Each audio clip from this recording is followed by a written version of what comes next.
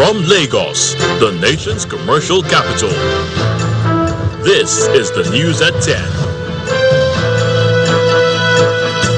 Live from Channels Television.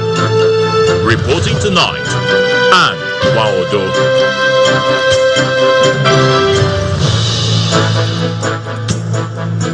Hello and welcome. Tonight, civil society organizations bring electoral body and political parties together at a citizens' town hall on the 2026 Electoral Act. Senate President Godswill Akpabio, former head of state Yakubu Gowon, others call for peace and unity at the commissioning of the first National Assembly Christian Chapel. Clerics enjoin Nigerian Muslims to maintain acts of righteousness beyond the month of Ramadan.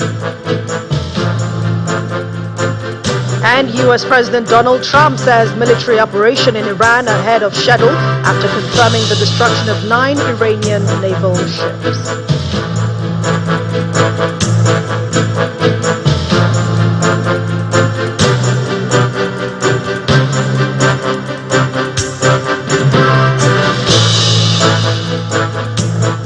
We begin tonight with an assurance coming from the Independent National Electoral Commission, INEC, which has again promised Nigerians of credible election come 2027. While speaking today at the Citizens' Town Hall on the 2026 Electoral Act, the chairman, Professor Joash Amukpito, also explains that the 2026 election or 2027 election will be the best Nigeria has ever produced. I don't see the issue of transmission as really a problem. I don't see the issue because from my little experience over 4 months now in INEC, the problem is not even network. The problem I have seen is the adequacy of the network we have. For instance, you expect that in a place like FCT, you should be able to transmit your results without any encumbrance. But we had a situation where it was impossible for us to have a real-time transmission of results, especially from Kabi ward on the following day. And in some of the wards, some results were transmitted. So, talking about logistics, I've said it often and often, that logistics, your election can be as good as your logistics. So where there's logistic failure, you know that you are beginning to fail. And a successful election is based on logistic. Number one, if you want to measure whether an election is successful, you have to determine whether the election started as advertised. And we advertised the election for 8:30. So if we're able to start the election at 8:30, and number two, if the election is peaceful, number three, if we're able to manage the result very well, that is result management, and then declaration of results, then you can say you have a successful election. As a regulatory body, we were determined to achieve all this. And let me just appeal to Nigerians, because I have noticed now that what Nigerians desire is a perfect election. And INEC will strive as much as possible to give this country the best election. And on his part, the executive director of Yaga Africa, Samson Itodo, demands clarity on the implementation of the electoral law. To interrogate the law, to identify the gaps and its strengths and confront those gaps. To ask whether the safeguards in the law are sufficient and to demand clarity in implementation. Because laws do not protect democracy by their mere existence. They protect democracy only when they are implemented with integrity, with public scrutiny and oversight. And as we approach 2027, the credibility of that election will not just be determined on election day. It will be determined by a few things. One, the quality of preparations, the transparency of results management, the professionalism of election officials, how political actors will train themselves, but more importantly, the independence and the integrity, of our security agencies and the judiciary. And lastly, the vigilance of citizens is where we determine, the credibility of the next elections. And even as the debate continues over the manner in which the 2026 Electoral Act was passed, a former director of the Independent National Electoral Commission, INEC Oluwole Osaze Uze, has cautioned Nigerians against over-relying on real-time result transmission technology as a cure for all the country's electoral challenges, warning that the integrity of the entire voting process must be safeguarded at every stage. Speaking at an interview, Osaze Uze acknowledged that the electronic transmission of results remains a valuable tool for promoting transparency, but stresses that it cannot substitute for diligence at the polling unit level. The former INEC official pointed to the 2023 general elections as evidence that vulnerabilities persist beyond the transmission stage, also noting that some results entered into the IREF portal had been mutilated and did not reflect the actual wish of voters. Unfortunately, we've dwelt so much on this. We now see it's almost like that silver bullet that cure all that ails our electoral process. Well, it's not. It's only a tiny little bit of it. It's an important thing, no doubt, but it doesn't cure everything. If you're not diligent when results are being written and everything else, or if you're not diligent to ensure that there are no alterations that alters the votes of the people, then they will transmit rubbish, garbage in, garbage out. We saw that in 2023, some elections, some results were on IREV were mutilated, did not actually reflect what really happened. So we must guard against that, and we must perish the thought that we have a silver bullet that cures everything in our electoral process. It doesn't exist. So there are little incremental things that can improve the process, and real-time transmission is one of those good things that allows for a lot of transparency. But the back end, the other things have to be done first. The votes have to be properly counted. Casting of votes has to be done. Diligence. We have to be diligent in ensuring that the presiding officers and all other officials do the right thing. In some states like Kogi and Edo later on, it wasn't so much the PU, it was coalition. The next level, the first coalition, especially ward or RA, regional area coalition, and local government coalition. And a lot of discrepancies happened in those places. So we have to watch out for those. And those are also on Nigeria. We have to watch out for those as well. To catch the full interview, please watch Newsnight by 9 p.m. on Monday on all channels television platforms. Senate President Godswill Akpabio says that President Bola Tinubu's government remains committed to promoting religious harmony in the country and that the National Assembly's legislative duties are guided by divine authority. He stated this during the commissioning of the first ever National Assembly Christian Chapel in Abuja. Speaking during that event, former head of state General Yakubu Gowon, wife of the president Mrs. Oluremi Tinubu, and the Bishop of Sokoto Catholic Diocese, Most Reverend Matthew Kuka, all called for unity and peace for Nigeria to progress. Our State House correspondent Emperor Simon reports.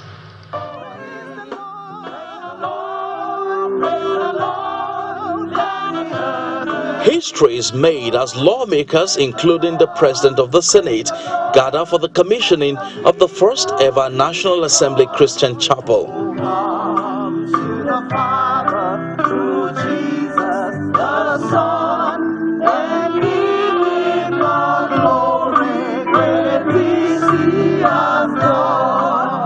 Former head of state General Yakubu Gowon, wife of the president Mrs. Oluremi Tinubu, members of the Federal Executive Council, clergymen from different Christian denominations and diplomats are among guests attending the event.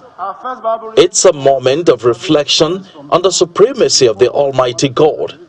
Lift up your heads, O you gates, even lift them up, you everlasting doors, and the King of glory shall come in. Who is this King of glory? The Lord of hosts. He is the King of glory. It is also a time to offer praise. In his sermon, Bishop of the Catholic Diocese of Sokoto, Most Reverend Matthew Kuka, urges legislators to make God their inspiration when making laws.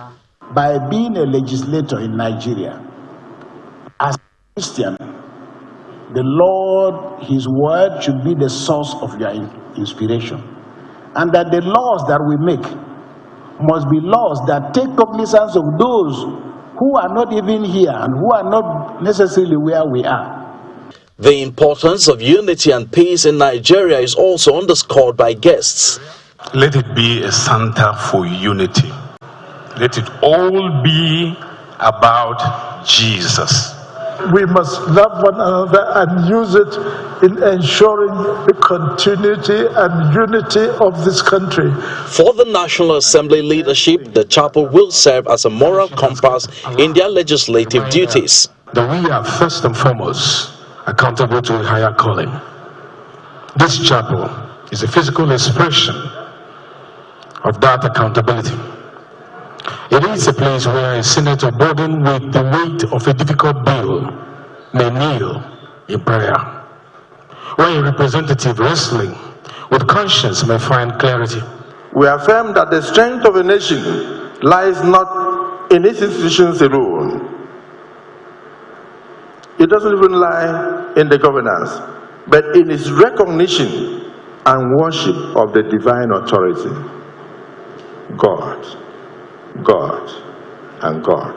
The wife of the president, Mrs. Oluremi, who had served in the Senate for 12 years, is glad that the chapel has seen the light of the day after years of laying the foundation.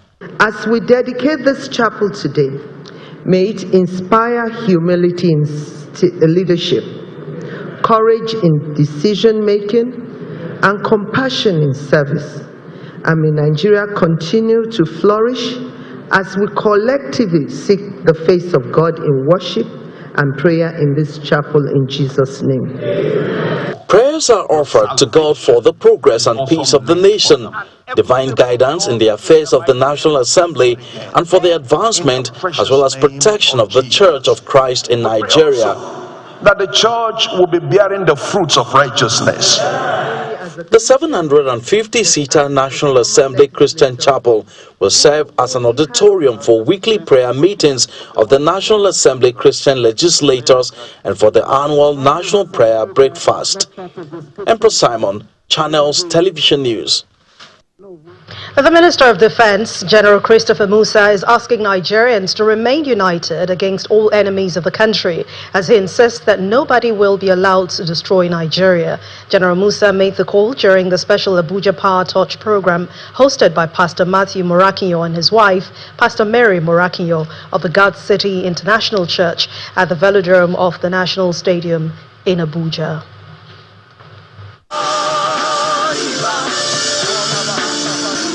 Pastor Morakinyo and his wife, Pastor Mary Morakinyo of the God City International Church, is hosting this year's edition of the special Abuja Power Touch program at the Velodrome of the National Stadium in Abuja. The service-themed all-round settlement has in attendance the Minister of Defense, General Christopher Musa, government officials, gospel guest artists, and members of the church.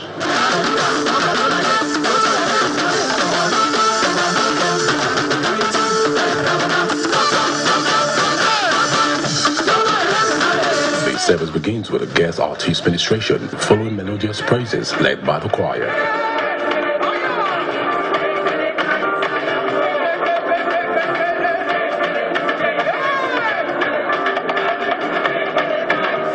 The program features songs ministration by Stephen Crown as Pastor Morakinyo invites the Minister of Defense to the pulpit as he led a prayer for the nation and President Bola Tinubu.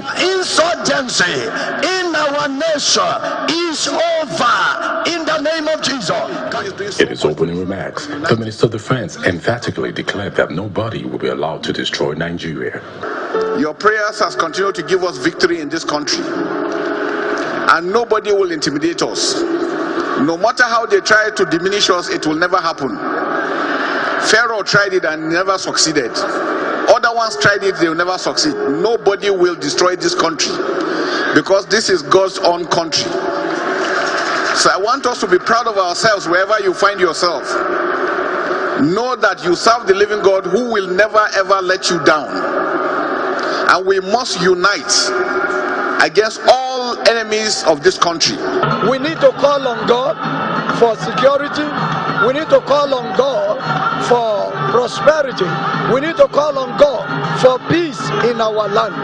And we need to call on God for the love of God to be spread in our heart so that we can see all other people as our brothers. This program is all around settlement.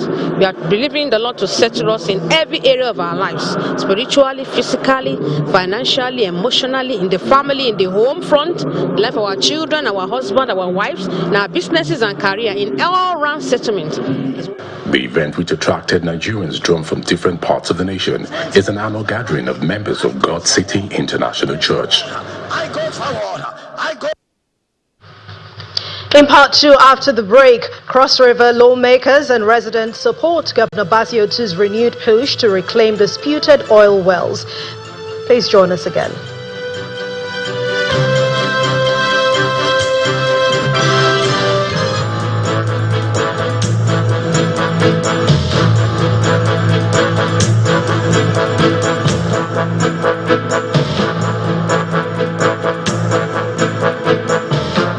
Welcome back. If you've just joined us, you're watching the news at 10 on Channels Television, broadcasting live from Lagos. A reminder of our main stories. Civil society organizations bring electoral body and political parties together at the Citizens Town Hall on the 2026 Electoral Act. Senate President Godswill Akpabio, former head of state Yakubu Gowon, others call for peace and unity at the commissioning of the First National Assembly Christian Chapel.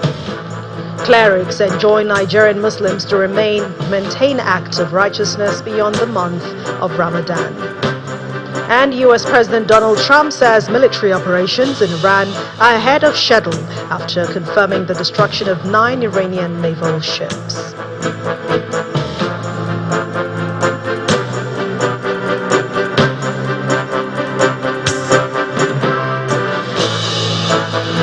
Muslims in Nigeria have been called upon to be the torchbearers of tolerance and exhibit acts of righteousness during and after the Ramadan season. The chief imam of Omitoro Central Mosque in Ikorodu, Lagos, gave this advice while delivering this year's Ramadan lecture at the Islamic Education and Faith Initiative in Magodo area of Lagos.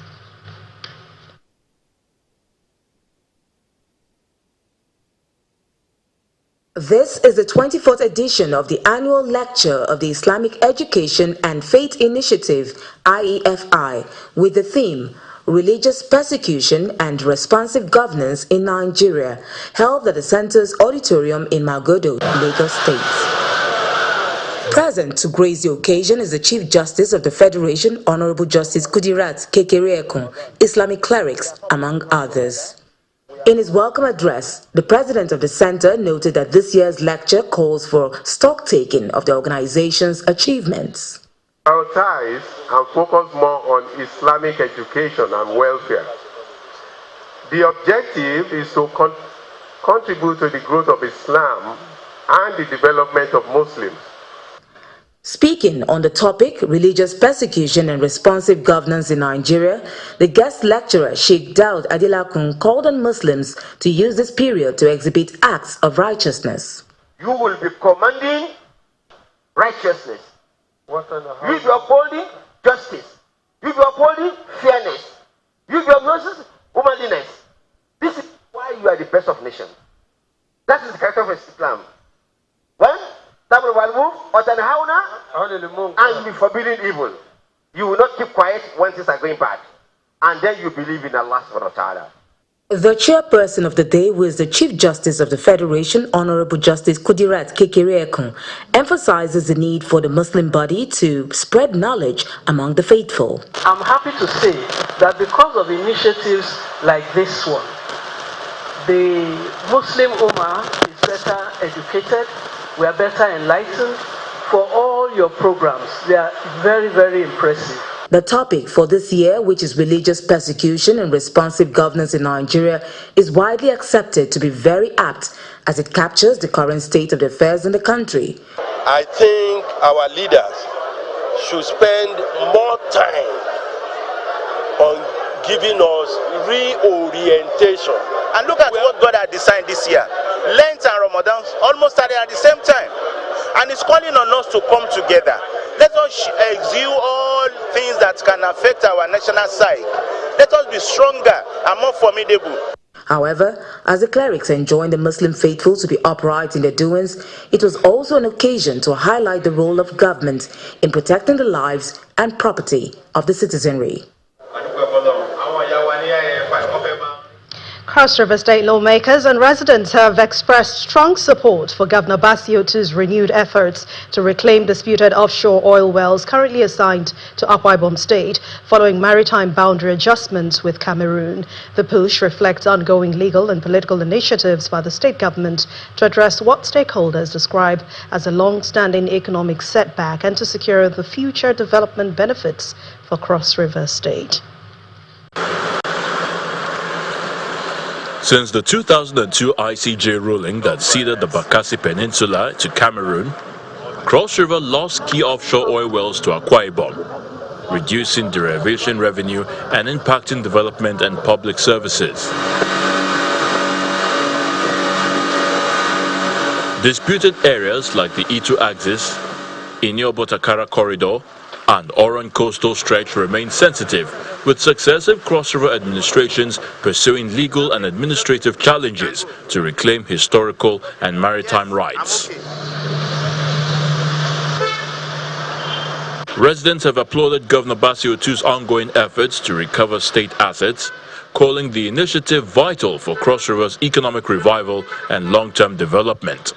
It was as if all these years we didn't have someone who was a governor that had interest in these oil well issues. But on the inauguration of Senator Prince Basiotu, he spoke passionately that Cross River State will return to its glory days, and we can see it in action. At a key stakeholders meeting in Calabar, political leaders pledged full legislative support for Governor Otu's asset recovery efforts, assuring constituents of ongoing engagement with federal authorities to safeguard Cross River's long-term interests for future generations. This is coming on the back of decades after losing Bakassi Peninsula territory, unjust ceding of the Bakassi Peninsula territory to Cameroon, and the loss of the oil wells as a consequence. Your Excellency, on behalf of Cross Riverians home and abroad, we say thank you very much. I want to say this unequivocally, that this governor is an enigma. I'm saying this because I have followed the trajectory, and the high point of it is the issue of the oil wells. The day is going to crystallize. That day is the beginning of a new Cross River. Governor Basiotu affirmed that Cross River State will pursue asset recovery through lawful and peaceful channels, emphasizing the goal of securing economic justice and long-term development for its citizens. There's no reason why we should sacrifice our land, sacrifice our assets for the country to be in peace. And then what we get in done for that is you come and take our oil well and give to somebody who we don't have any problem with. Because some people play some cultural actions. So those things don't last forever. There's some regimes that can tolerate it, I can't tolerate it. For now, stakeholders remain optimistic that the ongoing legal and diplomatic efforts will restore disputed oil wells, boost revenue, and enhance living standards, ushering in a new era of economic growth for the state. And in the health sector, 3 months after announcing a partnership with the International Agency for Research on Cancer under the World Health Organization, the Hydrocarbon Pollution Remediation Project has begun traditional consultations ahead of the commencement of a biomonitoring health study in Ogoniland. The team visited the Mene of Tai to seek royal consent and community cooperation before field operations begin. Our correspondent Deborah Miefiberesima reports. In 2011, the United Nations Environment Programme highlighted severe environmental pollution in Ogoniland and recommended a long-term health study to determine possible human impact. 3 months ago, HYPREP announced that the health component would now be implemented in partnership with the International Agency for Research on Cancer, an agency of the World Health Organization. With fieldwork set to begin, members of the delegation visited the Benue of Tai in Rivers State, who also represents traditional rulers within the Central Representative Advisory Council, CRAC, of Ogoni under the cleanup structure to formally seek their consent. So another project Leading the team was Mike Cowan, representing IAC. He explained that the study will be conducted at an international standard comparable to the UNEP assessment, focusing specifically on human health. Cowan said the research will examine whether prolonged exposure to hydrocarbon pollution has any measurable health implications, including possible links to cancer. And again, as was mentioned, one of our key recommendations was this health assessment of the population of the Ogoni. It's been a long journey. We did the assessment 2009-11, and here we are, 2026, and the project kicked off middle of last year with the desk work, the mapping, the research, and now with your approval, with your permission, we're going to engage in the field work. The Benue of Tai welcomed the delegation, describing the health assessment as timely and important to the people of Ogoni. On behalf of the traditional rulers, he granted the team unhindered access to communities and pledged cooperation throughout the study. You cannot be talking about health in Ogoni, and any Ogoni person will say he will not. I want to, as the coordinator and the convener of the Supreme Council of Traditional Rulers of Ogoni, heartily, on behalf of my people, welcome you into Ogoni land. World Health Organization. Also speaking, the Director of Technical Services at HiPrep, Professor Damien Paul Agui, who represented the project coordinator, said the visit was necessary to secure grassroots acceptance. Professor Agui stated that HiPrep deliberately sought the involvement of the World Health Organization to ensure global credibility and scientific depth. It is important to us to find out whether the environmental degradation and spills and all sorts of the devastation that the Ogoni people have suffered over time has any health linkages. And so, in the wisdom of the PC and the management of HiPrep and the Honorable Minister, we agreed we should appeal to the World Health Organization to carry out this activity on behalf of HiPrep. With royal endorsement secured in Tai, the team is expected to continue consultations with other traditional rulers before moving fully into community engagement and participant enrollment. The biomonitoring study, which HiPrep says will last for over 2 years, will involve thousands of residents across impacted and controlled communities in Ogoni land, marking a major step in addressing the human health dimension of oil pollution. Deborah Miye-Feberesima, Channels Television News. Still ahead on the news at 10, National Drug Law Enforcement Agency arrests wanted drug kingpin after 13 years on the run.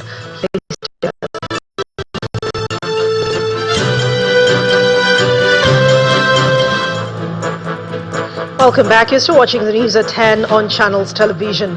The Executive Director and CEO of National Primary Healthcare Development Agency, Dr. Muyi Aino, has commissioned the remodeled and upgraded Borno cold store in Maiduguri, reinforcing efforts to strengthen vaccine storage and distribution across the region, noting that the intervention is aimed at safeguarding vaccines and other temperature-sensitive pharmaceuticals at all levels of healthcare delivery.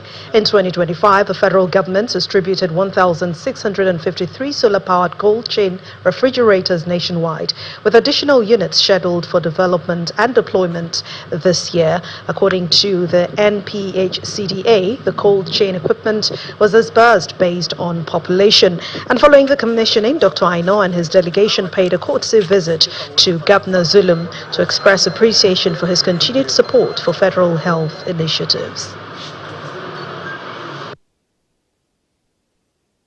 This building is not just expanded in capacity, it's also fit for the future. The powering, even the climate resiliency, I've looked at it, the windows, the colors, the structure, all of that, is very climate sensitive. So I want to congratulate you for that. And, the commissioner and I were in conversations. We're going to continue to build on the work that you have done. On behalf of the federal government, we have heard your ask. we will go back and look at our options to fulfill the needs for those remaining gaps that you have. And we're also going to continue to work with you, Honorable Commissioner, and Your Excellency, sir, for all of your efforts to improve routine immunization coverage, to reach those children that we have still not reached. Because all of this infrastructure is excellent, but ultimately the value of it is in getting our children vaccinated so that all of the vaccine preventable diseases that we're getting today, we overcome them. And I know that, inshallah, working with the state government, the federal government, our partners, even the local governments, even the civil society, all of us as stakeholders. Jigawa State is reporting a 25% drop in maternal and child deaths following the statewide revamp of the primary health care center. Namadi says new immunization coverage has risen to 70%, surpassing the national average, while doctor-to-patient ratios are now improving through targeted recruitment and infrastructure upgrades. Our correspondent Sadiq Ilyasu reports. For years, primary health facilities in many parts of Nigeria struggle with poor power supply, staff shortages, and low patient turnout. But here in Chamo, the story appears to be changing.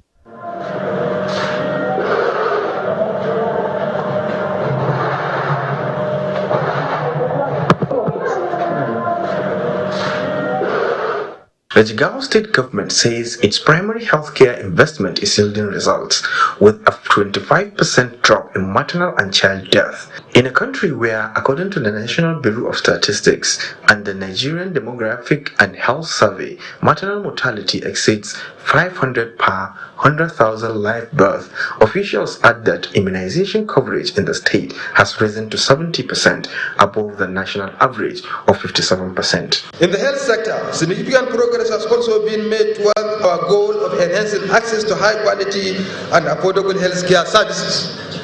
For the first time in decades, statistics have begun to show improvement in many of our health indices, including 25% reduction in child and maternal mortality. The Executive Secretary of the Jigawa State Primary Healthcare Agency says the approach goes beyond medicine, with facilities now secured, powered by solar for 24-hour electricity, supplied with solar water systems and equipped with midwifery cutters to keep health workers on site. We also upgrade the facilities and equip them with equipment that you will be able to conduct deliveries, antenatal care, immunization services, and so on and so forth.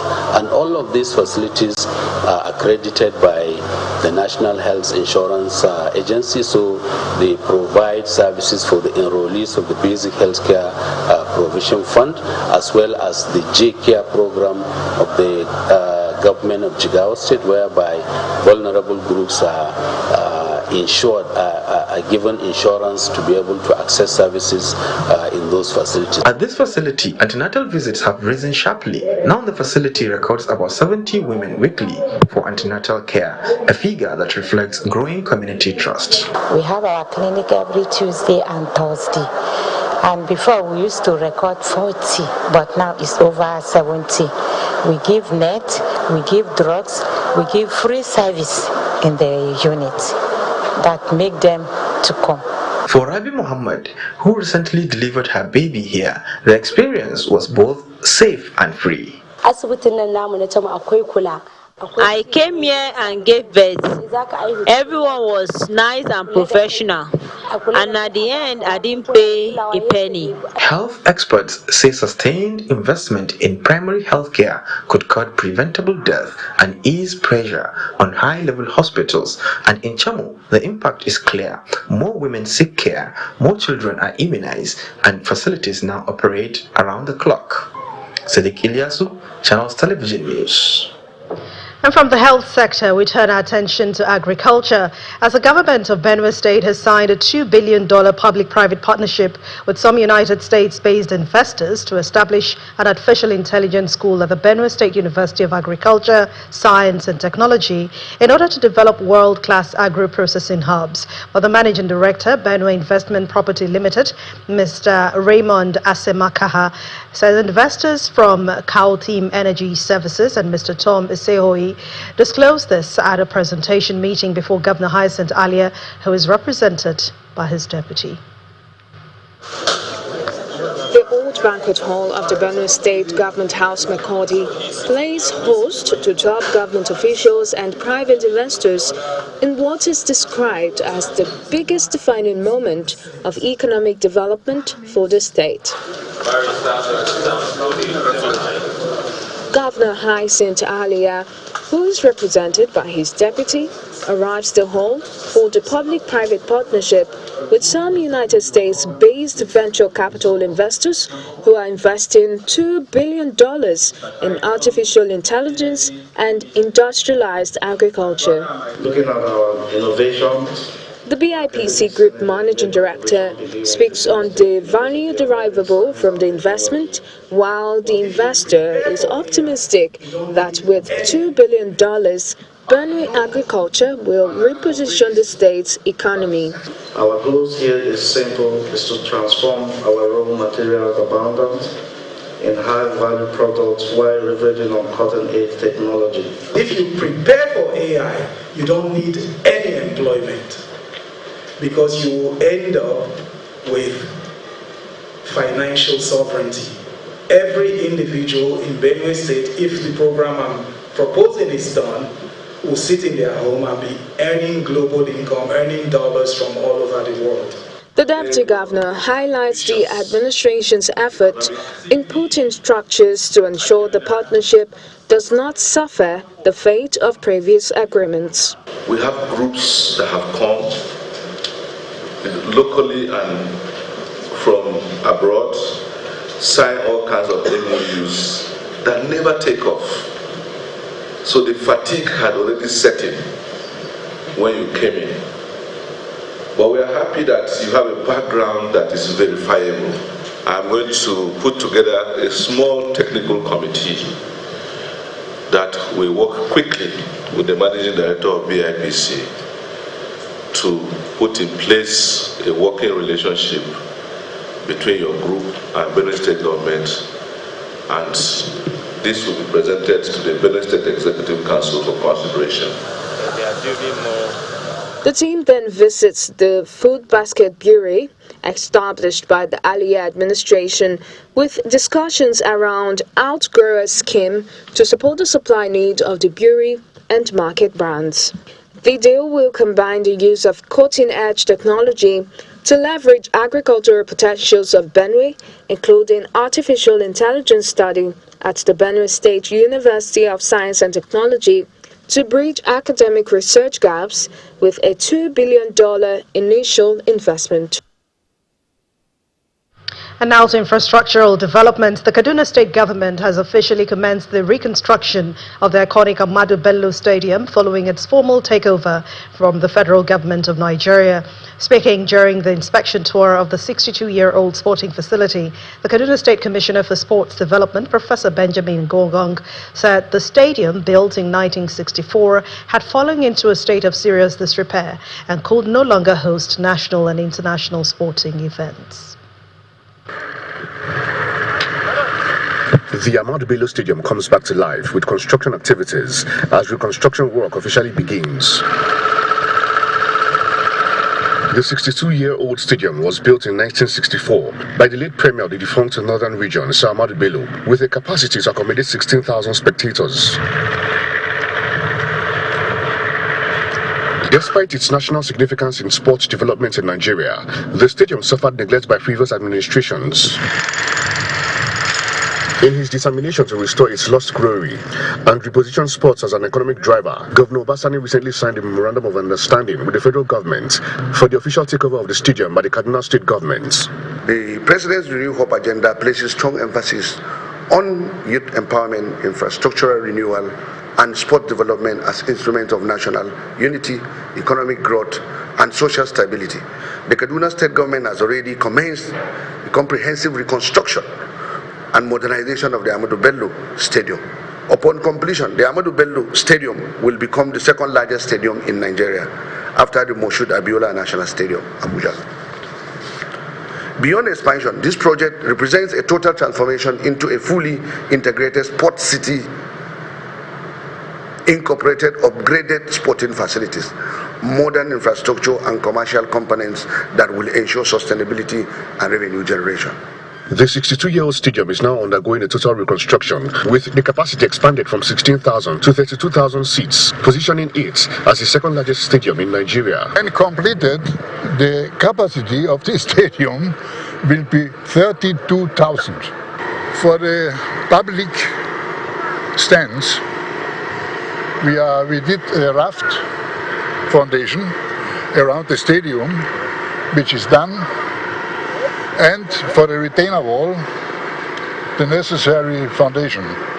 So it means this work is done 50%. With the reconstruction now underway, expectations are high that the Ahmadu Bello Stadium will once again become a hub for sporting excellence in Nigeria and also boost the revenue profile of the Kaduna State government and residents. After 13 years in hiding, the National Drug Law Enforcement Agency, NDLEA, has announced the arrest of a drug kingpin, Reginald Chidiebere, who's been taken into custody following the seizure of large consignments of cocaine and heroin linked to him by operatives of the agency at the Murtala Mohammed International Airport, Ikeja, Lagos. A statement signed by the Director of Media and Advocacy of the agency, Mr. Femi Babafemi, says the drug lord was first arrested in 2013 over the shipment of cocaine into Nigeria and was subsequently arraigned before Justice Ayokunle Faji of the Federal High Court, Lagos. He, however, jumped bail and went into hiding after the trial judge granted him bail in 2013 and has since remained at large. The statement explains that in February 2024, his name featured prominently as one of the masterminds of the shipment of 49.7 kilograms of heroin imported from South Africa following the interception of the consignment by the NDLEA operatives at the import shed of the Lagos airport. And according to that statement, a follow-up operation was carried out on February the 19th, 2024 at the Golden Platinum Hotels and Suites in Ago Palace Way, Okota, Lagos, where an additional 2.2 kilograms of heroin were recovered from one of his guests, Ibuanugo Ebuka. Thank God. Amadeus University, a fast-growing private institution located in Amizi, Ikwano local government area of Abia State, has formally inducted a new cohort of students into its academic community at its second matriculation ceremony, reaffirming its commitment to world-class education. Addressing the newly matriculated students at the University Hall, the Vice-Chancellor, Professor Samuel Nzota, congratulated them for successfully navigating the institution's rigorous admission process, asking them to take full advantage of the opportunities available.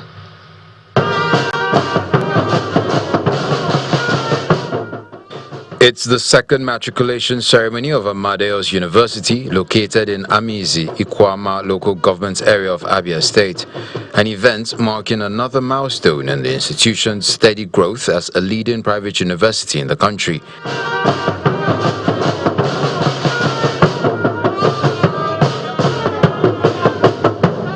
The epoch-making event attracted parents, guardians, senior government officials, members of the university administrators, and other distinguished guests. The Vice-Chancellor, in his remarks, said the university has received approval from the National Universities Commission to commence 3 new programs. I am happy to announce that the NUC, after a rigorous assessment of the human and material resources available for these programs, has given Amadeus University authorization for the commencement of medicine and surgery, MBBS, LLB, law, and Doctor of Pharmacy, PharmD programs in Amadeus University, effective from the 2025-2026 session. Delivering goodwill messages, founder of Top Faith University, Dr. Emmanuel Thomas Abraham, and the Pro-Chancellor and Chairperson of the Governing Council, Professor Rosalind Ndimile, charges the matriculating students to remain disciplined, focused, and committed to academic excellence. Your journey begins now and here. Therefore, I charge you to focus on your studies. Set targets for yourselves and work towards achieving those targets. We're delighted to see Amadeus University sustain this journey of shaping the future of our country through manpower development. Speaking to journalists shortly after the ceremony, the founder and chairman of the Board of Trustees, Dr. Godwin Wabunka, highlighted the university's continuous investments in modern infrastructure, academic resources, and strategic partnerships. We want to be a one-stop shop for anybody looking for education, looking for innovation, looking for research. So a lot of things will happen in the years coming, and that's why we are attracting the best hands and bringing on board the best brains from all over the world.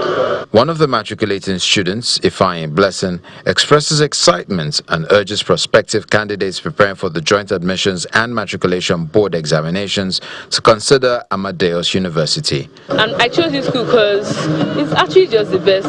They offer comfort, they offer everything. They make you feel at home and still remember that you have a goal to fulfill. They give every student a chance to, explore their visions and their dreams. And that's something that I really appreciate from this school. Amadeus University, located in Amizi, Ikwano local government area of Abia State, is a modern higher education institution built on over 80 hectares of serene campus land designed to support focused learning, collaboration, and innovation.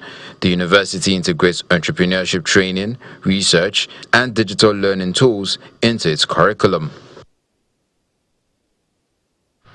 In the world of sports, Nigeria's Super Falcons are determined to bounce back from the defeat to Cameroon's indomitable Lionesses in the first of their two scheduled international friendly matches in Yaoundé. A late goal from Mbom Zelmo Yavana in the 90th minute separated both sides in the tightly contested encounter that left the 10-time African champions stunned. Head coach Justin Madugu also handed a debut to England-based goalkeeper Comfort Irabo, who started between the posts, while playmaker Ngozi Okobi Okeogene, Rinsola Babajide, and Gift Monday all provided attacking options. The match formed part of preparations for the 2026 Women's African Cup of Nations in Morocco, with the second game scheduled for Tuesday.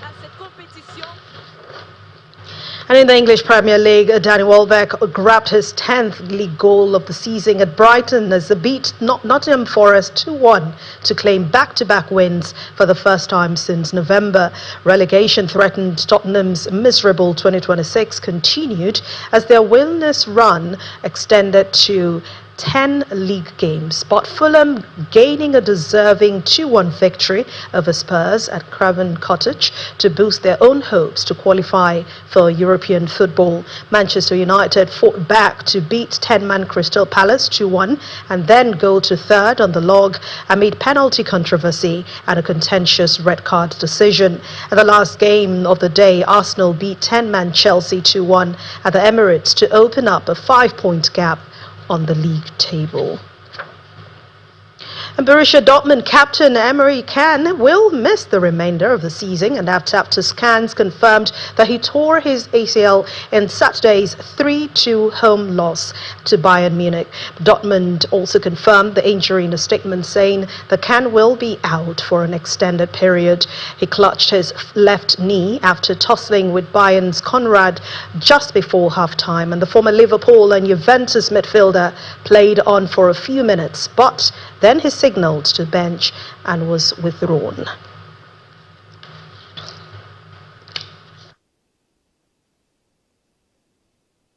Away from sports and outside our shores, the U.S. has confirmed the death of 3 of its service members while in action during the operation on Iran, which was launched alongside Israel on Saturday. It comes as a death toll from a second day of strikes on Iran rises, including the country's supreme leader, the Ayatollah Ali Khamenei. U.S. President Donald Trump told the Fox News that 48 Iranian leaders were killed in one shot and that the operation on Iran is moving rapidly.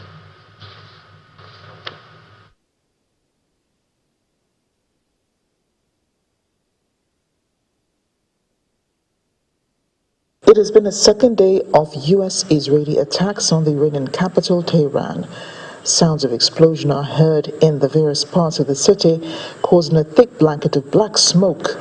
The U.S. and Israel launched attacks on Iran, and Tehran responded with strikes on Israel and U.S. military assets across the region.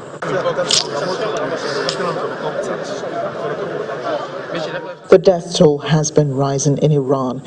The death of its supreme leader, the Ayatollah Ali Khamenei, his daughter, his grandchild, daughter-in-law and son-in-law were also killed, as well as the Armed Forces Chief of Staff Abdurrahim Mousavi and a number of most prominent people. סיימתי עכשיו פגישה עם שר הביטחון, הרמטכ"ל וראש המוסד. נתתי הנחיות להמשך המערכה. אתמול חיסלנו את הרודן חמינאי, יחד איתו חיסלנו עשרות מבכירי משטר הדיכוי. Israeli Prime Minister Benjamin Netanyahu said on Sunday his forces were striking the heart of Tehran with growing force and will increase attacks in the coming days. In a video address released earlier today, he said, "We're in a campaign in which we're bringing the entire strength of the Israel Defense Forces as never before to this campaign to ensure our existence and our future. But we're also bringing to this campaign the assistance of the United States, my friend, U.S. President Donald Trump, and the U.S. military." A short time ago, the United States military began major combat operations in Iran. Our objective is to defend the American people by eliminating imminent threats from the Iranian regime, a vicious group of very hard, terrible people. The U.S. president posted on his Truth social media handle saying that the U.S. has destroyed and sunk 9 Iranian naval ships, adding they will soon be floating at the bottom of the sea, and that the U.S. largely destroyed Iran's naval headquarters. He's been given updates on Iran, telling Fox News that 48 Iranian leaders are gone in one shoot, and that the operation in Iran is moving along rapidly.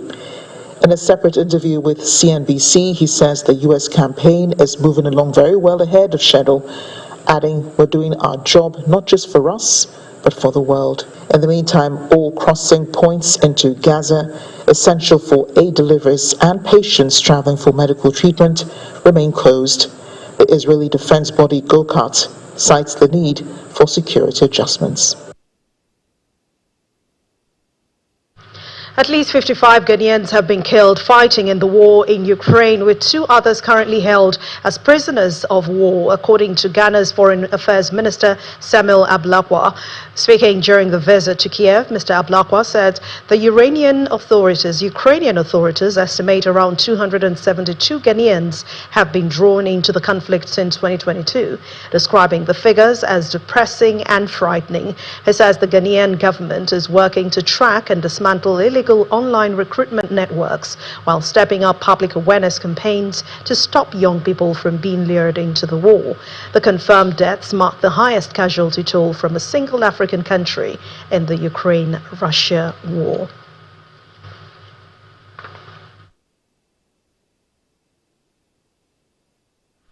And the main news again. Civil society organizations today brought together the electoral body and political parties at a citizens' town hall on the 2026 Electoral Act.